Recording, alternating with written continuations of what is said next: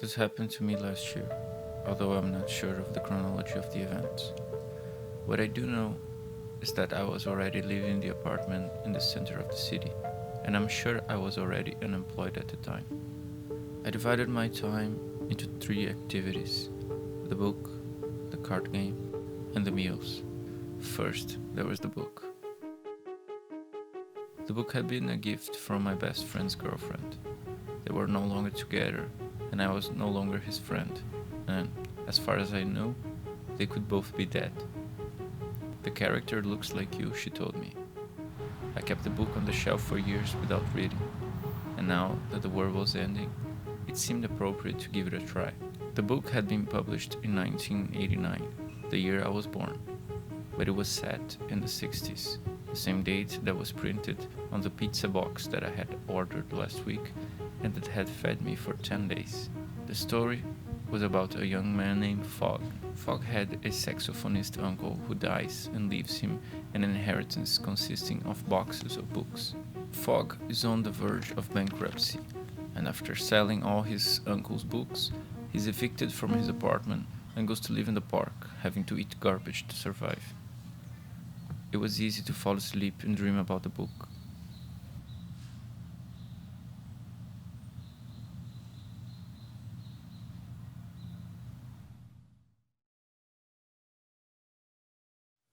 The card game had been exchanged for books a few weeks ago. The shiny golden box caught my eye and I decided to take home with me.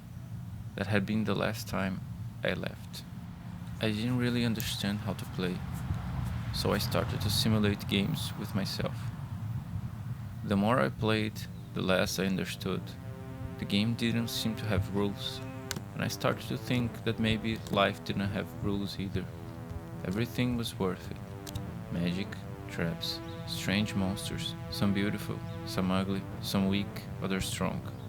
Over time, the cards began to disturb me more and more, until the day I drew the 13 number card. The number 13 represented my birth, because it was the day I was born. Now, that same number presented itself in front of me as an omen of death.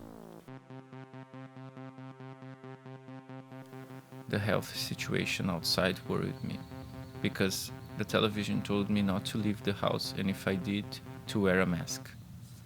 I decided to spend the rest of my money on a jar of hazelnut cream, because once I read that sugar was good for the brain. And as the card game was difficult and the book was complicated, I thought it was a good meal to eat with white bread.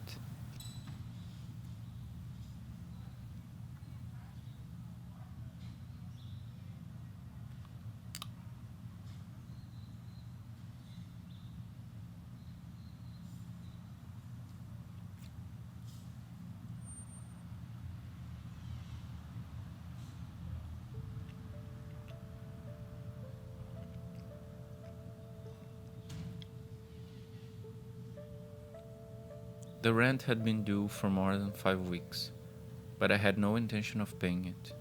Little by little, I got rid of all my books in exchange for meals.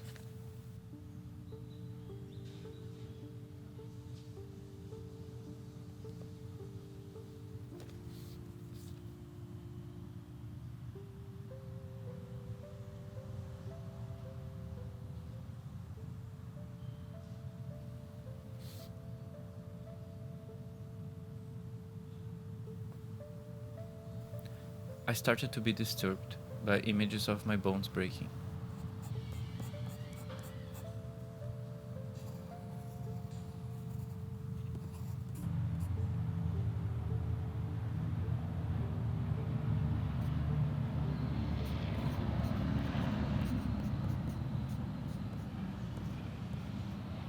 One day I went out, sold the books, and bought a used helmet.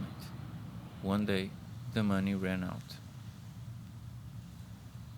I searched every corner of the house and collected 45 cents. The hazelnut cream was at the end, and the pizza box was empty.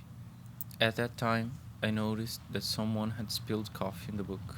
Could it be my ex-best friend, or my best friend's ex?